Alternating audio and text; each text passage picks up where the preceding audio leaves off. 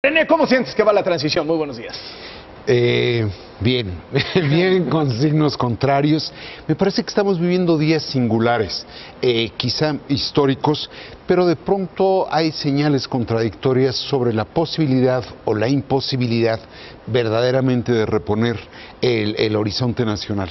Por un lado, me parece que lo ocurrido el día de antier, en particular en relación con el arranque oficial y formal del proceso de transición entre el gobierno saliente y el gobierno entrante, es bastante entusiasmador.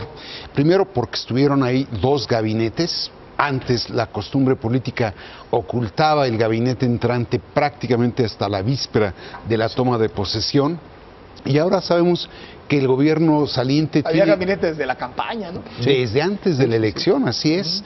Eso me parece una novedad. Dos, me parece que fue muestra de civilidad e incluso fue muestra de reconocimiento del contrario sin ocultar las diferencias.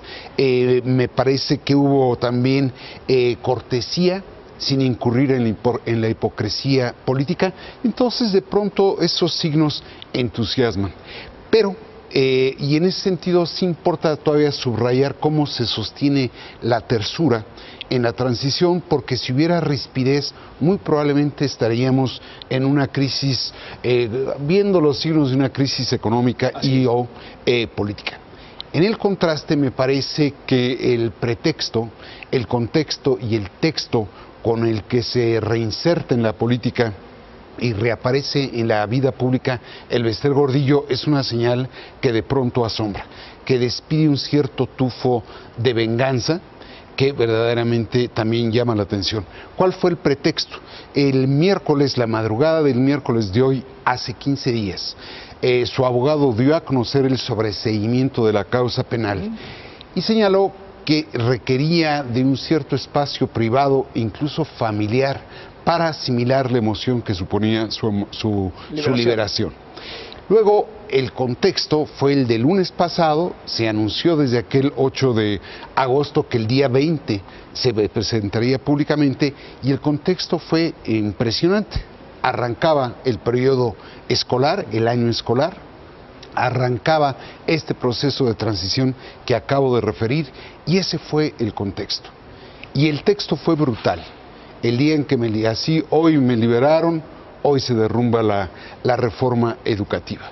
Entonces, de pronto, ahí es donde uno ve señales encontradas. ¿Te imaginas que Loester se hubiera lanzado algo así sin el visto bueno del próximo gobierno? Mira, yo sí creo, con todos los bemoles que tiene esta mujer, me parece también que tiene sus teclas blancas. Me parece que cuando dice por su propia biografía, sí es una guerrera, y sí creo que traía ganas de fijar postura. En ese sentido, no quiero pensar que contó con autorización o lo hizo de manera desautorizada, porque después de todo, el encierro, aunque nunca estuvo en la cárcel, el encierro es el encierro de una persona. ¿Pero te los imaginas colaborando, quizá, obviamente no formalmente, pero digamos, empatando metas? No, yo, más que colaborando o empatando metas, creo que van a hacer política. Y la política... ¿Del mismo lado? No necesariamente del mismo lado.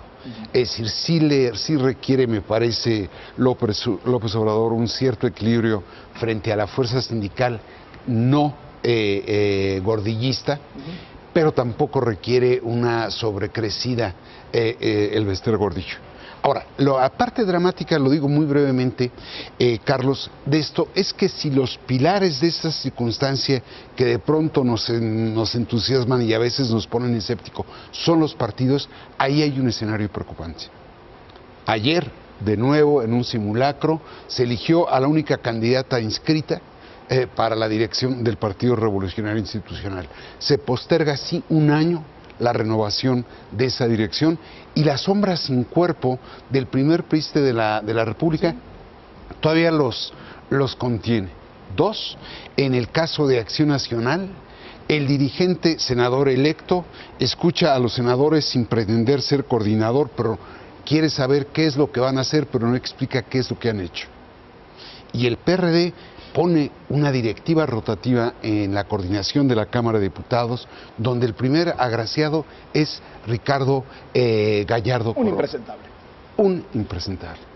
Esos son los partidos que sostienen a la democracia balbuceante y al Estado de Derecho tan valiente. Gracias, René. Un gusto tenerte. ti. Vamos al resumen de la media.